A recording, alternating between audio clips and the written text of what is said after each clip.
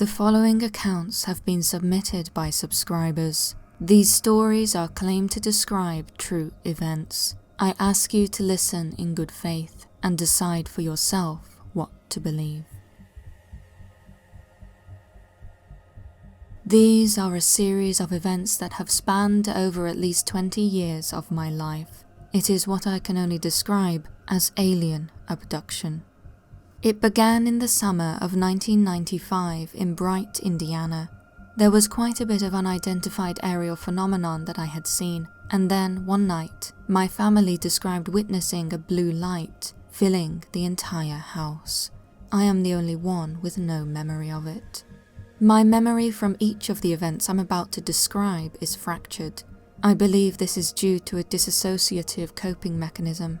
Because of what I have experienced, I cannot always remember, but I do suffer from night terrors, and I attack anyone who touches me in my sleep out of fear. After the summer of 1995, as the years went by, the memories began to come back. At first, I remembered beings. The beings who were taking me. Large black eyes and grey skin which oddly never felt warm. Whilst my memory of them is always a bit blurry, the incident was clear. I had seen my door open and tried to hide under the blanket, but they grabbed my ankle and dragged me throughout the house and out the door. The smell and feel of the carpet as they took me still comes through strong. Where they took me, I do not know. All I can remember is that it was cold and there were metal surfaces. There, they examined me. The exam is where I only get bits and pieces, strapped to a cold metal surface while they use needles and cut me open. A bright light shining in my face made it hard to make out any more details in the room. This happened multiple times. They never spoke words. I've only ever picked up feelings, which are never malevolent, only indifferent, or even feeling annoyed, possibly due to my own reactions of absolute terror. These memories kept surfacing, with new ones coming every few years. Eventually I served in the United States Air Force in the Space Warfare Division out at Vandenberg Air Force Base in California. It was there that more memories surfaced of something having been done to my head and throat. At a later time I was examined by a military doctor, and it was then found out that my tonsils had been surgically removed. Except I never had a surgery for that at any point in my life. As far as I was aware, I had tonsils. I even frantically called my parents asking if I'd had them removed. They confirmed I had not. My time in the Space Warfare Division of the Air Force also revealed to me more details about the place the beings had taken me. An odd detail I picked up was the smell from the environment. There is no true way to describe it. The closest thing that I would say that I can even remotely associate it with is the smell of ozone.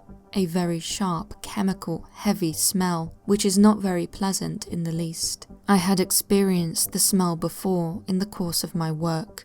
A metal alloy that produced the smell when it came in contact with the air. It is an anti-magnetic alloy that was in foil form. I cannot tell you about the particular device the metal was used in, as that is classified, but I can say that it was heading for low Earth orbit.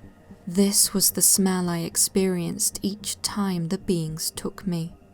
If these beings are truly of an extraterrestrial origin, it would make sense for the craft to be made out of anti-magnetic materials. Otherwise, one would have an extremely hard time navigating and gaining an accurate reading of acceleration and direction, among other things. As I continued on in my life, the memories kept coming. Bright, Indiana, Cincinnati, Ohio, Vandenberg, California, Georgia, Ohio, Mississippi, Michigan, locations that are thousands of miles apart, all across the United States, spanning from the age of 12 to 36.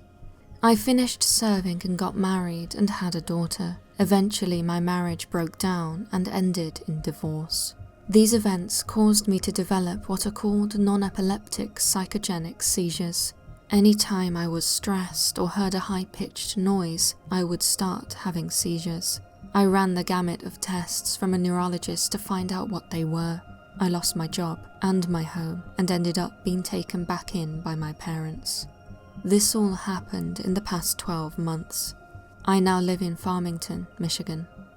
One night I went to sleep and then awoke in a small metal chamber with green light. The door quickly opened and I was pulled out by them. I realized there were 5 of them just standing around me.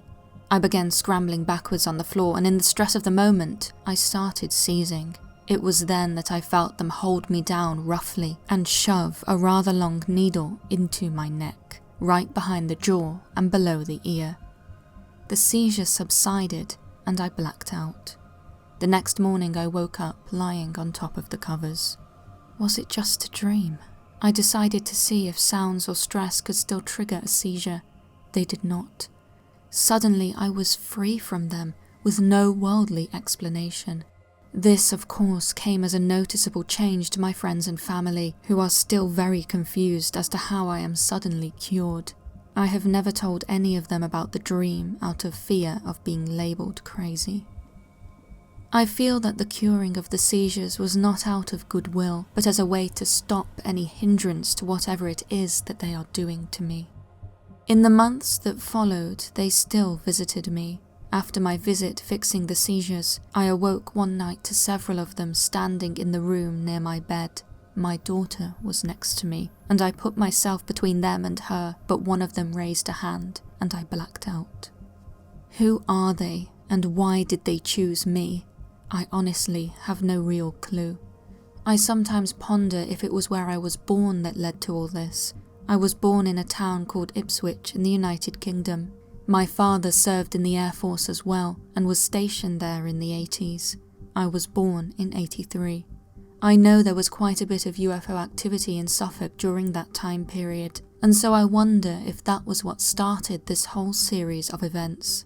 My father used to speak of strange happenings in that region, as well as paranormal activity he experienced in our house and on the base. Whether something happened during my time in the United Kingdom, I do not know.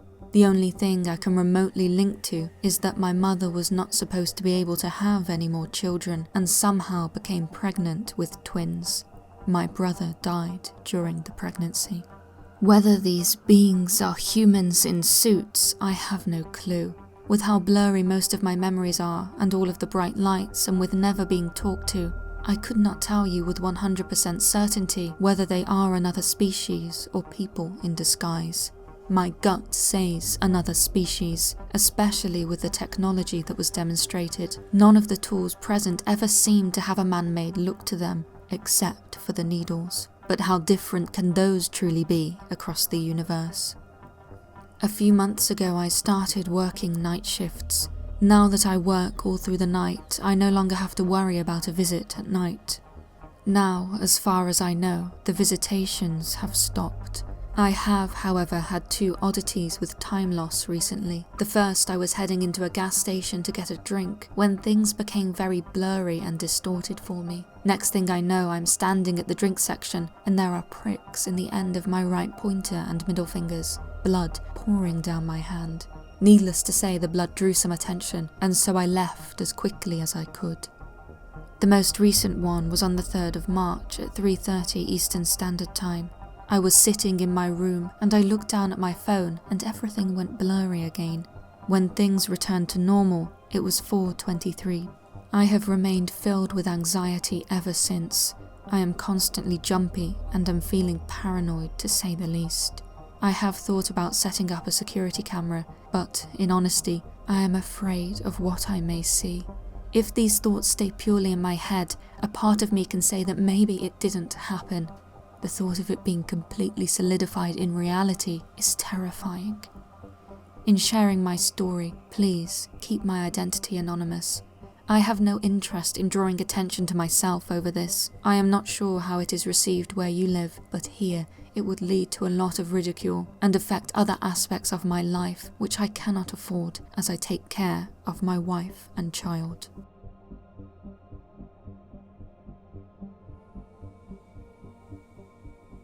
My name is Conrad and I'm from Stirling, Scotland. I currently live in a small village just outside called Deanston. On the 24th of December 2019, at around 5:30 in the morning, I went out to walk my dog. There is a lade that runs through the village to the whiskey distillery, and it was on the path that runs alongside the lade that I found myself walking that morning. I reached the large black gate that blocks anyone from walking towards the dam, turned around and started walking back the way I'd come. As I did, I looked up to the sky and saw a bright, glowing white object. I thought nothing of it to begin with, but then, as I walked, I noticed it was getting closer. There were no stars in the sky and the moon was out, but this object was not the moon. Scared it was going to disappear before I could video it on my phone, I snapped 5 quick photos, and after I'd done this, I pressed record on my phone. The thing was far away, so I was a little disappointed, but as I walked closer, the object came into better view.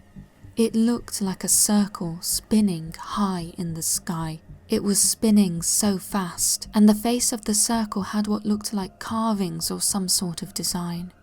It must have either been further away than I thought, or it moved, because when I got back to the village, it was gone, over the trees, and I haven't seen it since. I took pictures of the moon that night for comparison's sake. You can see the moon was far bigger. I can't tell you what it was, but going by my video and the pictures, the object in question must have been a large distance away. It wasn't a Chinese lantern or a plane or helicopter. The object I saw was a circle. The object I saw is unexplained.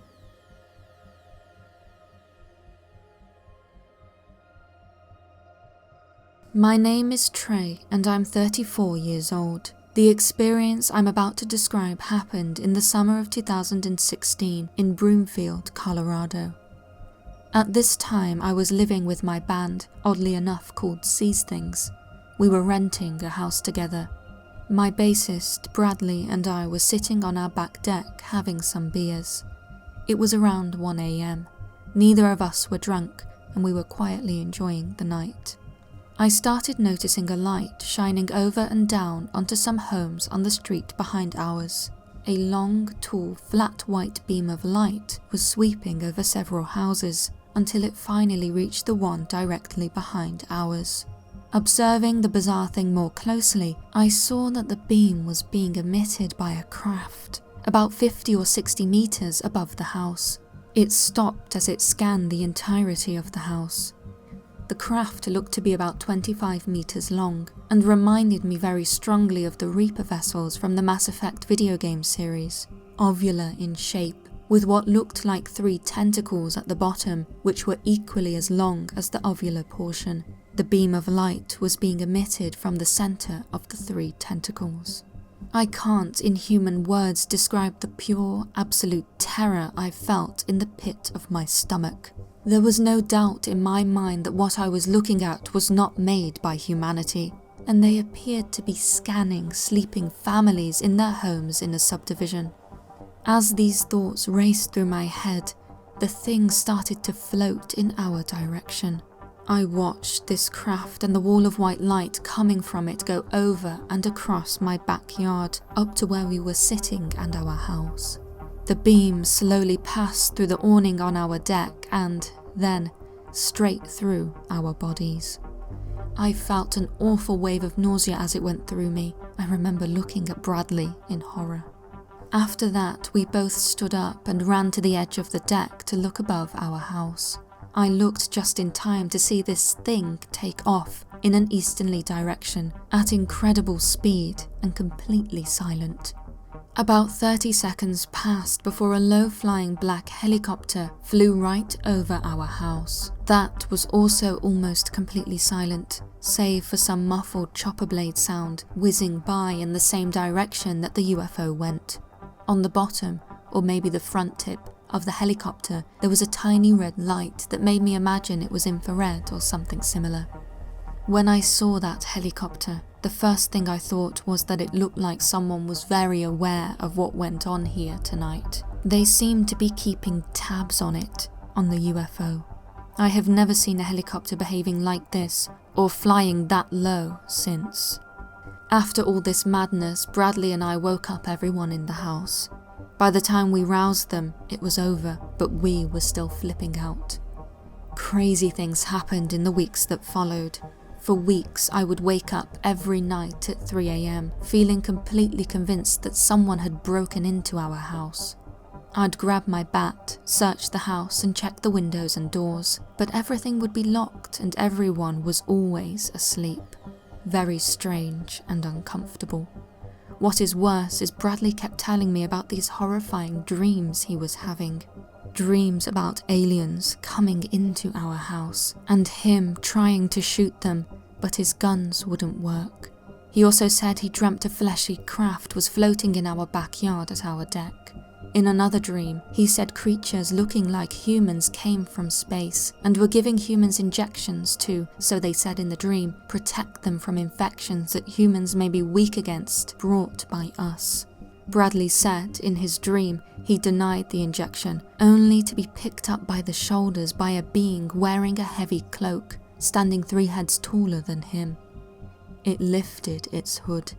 He told me it had a face, but he couldn't see it because his right eye was shining like a headlight and was so hypnotic that it was all that he could see. It spoke to him in his mind and said, "We gave you this planet and life and you have ruined it. You have failed." Every time he told me about these dreams, he had tears streaming down his face.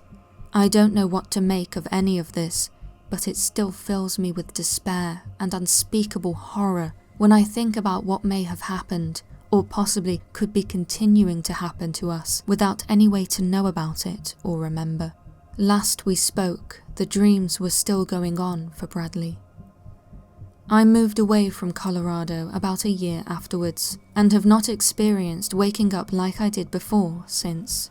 This is one of the strangest things I have seen in the sky. Extremely unsettling, to say the very least. Thank you for listening, and thank you to those who have so kindly and courageously allowed me to narrate their experiences. Also, an extra special thank you to our members, both here on YouTube and on Patreon. Members, don't forget you can vote in our poll, active now, to pick our next video's topic. And if you are not a member and would like to become one, you can find out more by following the links in the description. As well as being able to vote for our next video, membership also gives you access to commercial-free videos and unlimited streaming of our 2-hour documentary on life after death, In Search of the Dead. However you choose to support this channel, member or not, we are extremely appreciative. Thank you all. Until next time.